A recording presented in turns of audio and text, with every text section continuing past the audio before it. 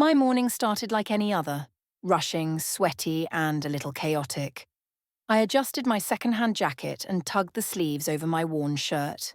My 6-year-old daughter, Emma, sat in the grocery cart clutching her favourite stuffed bunny while I scanned the clearance aisle for anything we could stretch into dinner.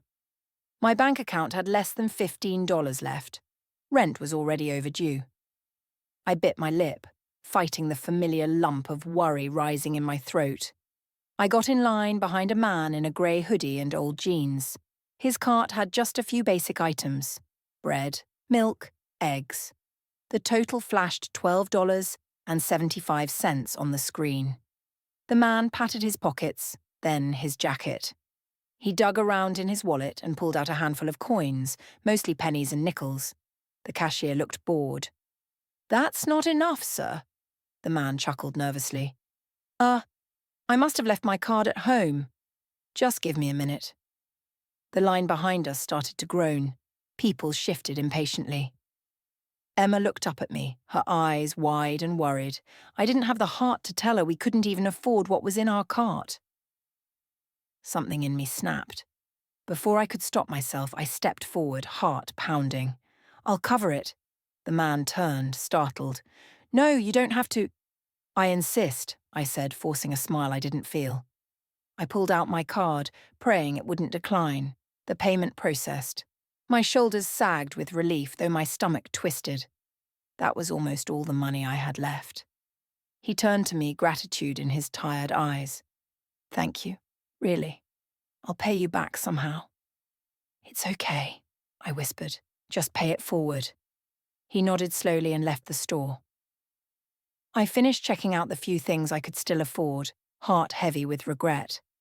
As I pushed the cart toward the exit, Emma leaned over and whispered, "Mummy, are we going to have enough to eat?" I swallowed hard and nodded, even though I wasn't sure. What I didn't realize was that the man I had just helped hadn't actually left. It was the next afternoon when I saw him again. I was outside the daycare waiting for Emma's after-school program to finish. The chilly breeze nipped at my face as I hugged myself for warmth. A black SUV rolled up to the curb. I turned to leave, assuming it was one of the rich parents picking up their kid. But then the window rolled down. It was him, the man from the grocery store.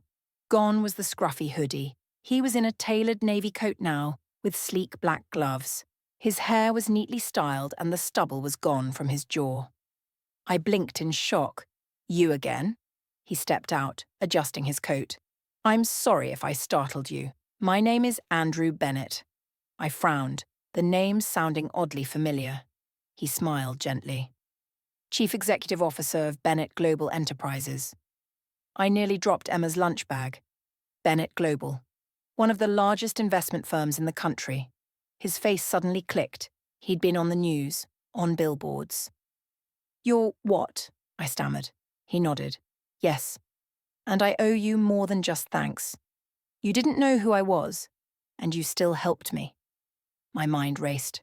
"Why would you dress like that? Why?" "I was running a kindness experiment," he explained. "I do this once a year. Dress down, blend in, and test if anyone will help without expecting something in return." I stood frozen, mouth dry. "But why me?" "Because you gave when you had nothing to spare," he replied softly. "I've been looking into your situation since yesterday. Single mother, part-time job, late rent." I swallowed, embarrassment flooding my cheeks. "I want to help you," he continued, "but not with charity." I flinched, bracing for a pity offer. "With opportunity," he finished. My breath hitched. "What do you mean?" He handed me a sleek white card. "Come to this address tomorrow at 10 a.m. Ask for me. I have something I'd like to offer you, something that could change everything." I stood there, speechless, as he got back into the SUV and drove off. I didn't sleep that night. What if it was a scam? What if I'd misunderstood? What if I showed up looking desperate only to be turned away? But something in his eyes had seemed so genuine. The next morning I dressed Emma in her best clothes and dropped her at school. Then I stood outside the building listed on the card, a towering glass skyscraper downtown. My legs felt like jelly as I walked in. The receptionist's eyes widened when I showed her the card. "Mr. Bennett is expecting you," she said quickly, leading me to a private elevator. Minutes later, I stood in a corner office with floor-to-ceiling windows overlooking the city. Andrew turned from the glass, smiling. "Welcome, Evelyn," he said warmly. "Please, have a seat." I sat, heart hammering. He folded his hands on the desk. "I started from nothing once. I know how hard it is to survive when the odds are stacked against you." I swallowed hard, gripping the edges of the chair. "I want to offer you a job," he continued. "An entry-level position at Bennett Global. Full benefits, a living wage, on-site daycare for Emma." Tears filled my eyes before I could stop them. I don't have experience." "You have determination," he interrupted. "And heart. That's what I value most." I couldn't breathe. "And one more thing," he added. "I'd like to sponsor your education if you're willing to study part-time. Business, finance, whatever you choose. My company will cover the cost." I covered my mouth, tears spilling freely now. "Why?" I whispered. He stood, walking around the desk. He knelt slightly to meet my eye level. "Because you reminded me that kindness still exists in this world," he said softly. "And I believe people like you deserve a real shot at something better." I broke down sobbing. And right there, in that office, I said yes. But little did I know. My journey had only just begun. I never imagined how quickly life could change. 1 week after I accepted Andrew Bennett's offer, I stood in the sleek lobby of Bennett Global, wearing my first ever tailored office outfit, gifted by HR as part of their New Start program. I still felt out of place, like someone had made a mistake letting me in here. But every time that voice whispered in my head, I remembered what Andrew told me. "You're here because you earned it, Evelyn, not because I felt sorry for you." I started in the administrative department, simple tasks like filing, scheduling, answering calls, but every task felt like climbing a mountain. Corporate lingo, budget reports, deadlines. It was a new world I knew nothing about. My supervisor, Jenna, wasn't exactly warm. She was sharp, efficient, and intimidating. "You're lucky Mr. Bennett handpicked you," she'd mutter, like it was a burden to train me. I didn't argue. I worked harder. Late nights became my new routine. Emma spent her afternoons in the company daycare, where she made friends faster than I could make copies. Some nights I cried in the elevator, wondering if I was in over my head. But every morning, I came back. One Friday, I stayed later than usual. The office had mostly cleared out when I noticed the light in Andrew's corner office still on. I stood there, debating whether to knock. Before I could chicken out, he opened the door himself. "Evelyn?" he said with surprise. "What are you still doing here?"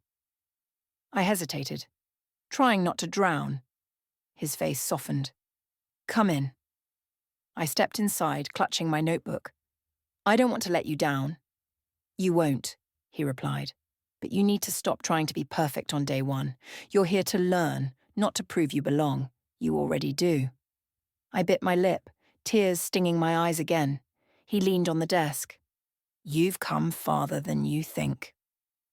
That night, I walked out of the office with something I hadn't felt in months. Hope. But the real test was coming sooner than I could have imagined. 2 weeks later, I was assigned my first major project, preparing a report for a high-profile client presentation. It wasn't supposed to be complicated. Just collect the data, organize it, and submit it. Simple. Or so I thought. I stayed up late all week, double-checking every figure. I wanted it to be perfect. When I finally submitted it, I felt like I could breathe again. But the next morning, disaster struck. Jenna stormed into my cubicle, face flushed with anger. "Evelyn, get in my office, now!" My stomach dropped. I followed her in, heart racing. "Care to explain this mess?" she snapped, slamming the printed report on the desk. "Wrong data, wrong charts. The client called furious." My breath hitched. "That can't be right. I checked everything." "Clearly you didn't," she sneered. "This could cost us the account." I shook my head, panicked. I swear Enough! She snapped. Pack your things. You're done. I stood frozen, tears filling my eyes. I had failed. Jenna's assistant stood in the doorway, awkwardly holding a box. It felt all too familiar, like that awful day at the grocery store. But then, I heard his voice. Hold on. Andrew stood there, arms crossed, eyes narrowed at Jenna. Show me the files, he said firmly. Jenna faltered. Sir, this is not the time. Now, Andrew demanded. She reluctantly pulled up the digital files. Andrew's jaw tightened as he scrolled through the metadata. His eyes snapped to Jenna. These were edited after Evelyn submitted them. The room fell silent. Jenna's face went pale. I don't know how that happened. Save it, Andrew snapped. Security can verify who logged in. I covered my mouth, realizations sinking in. Someone had sabotaged me. Andrew turned to me. You're not fired. You're being promoted to work directly under my supervision. Jenna's mouth hung open. As for you, he continued coldly, security will see you out. I stood there shaking as Jenna was escorted from the office. Andrew turned to me, his expression softening.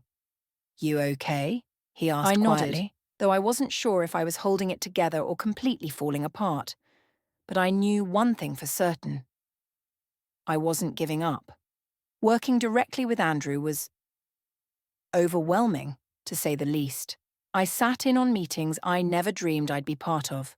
I learned more in 1 week than I had in my entire life. But one night, after another long day, I caught him staring at his laptop with a frown. What's wrong? I asked softly. He looked up, hesitating. There's something I need to tell you. My heart skipped. What is it? He took a deep breath. This kindness experiment, it wasn't random. I blinked. What do you mean? He stood and walked toward the window. I knew who you were before I ever walked into that grocery store. I felt the air leave my lungs. What? He turned to face me, guilt in his eyes.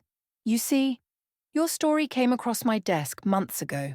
One of our team members flagged your situation during a community outreach project. I recognized your name, your struggles.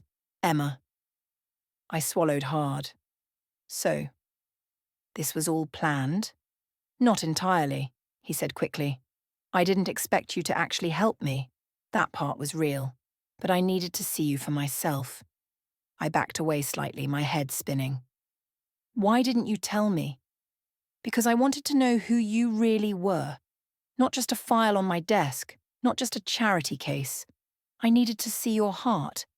I pressed my lips together, tears blurring my vision. And you proved it, he whispered. Over and over again. I stood there shaking. So, what now? He stepped closer, voice low and sincere. Now, I tell you the whole truth. About me, about this company, and about the real reason I need you here.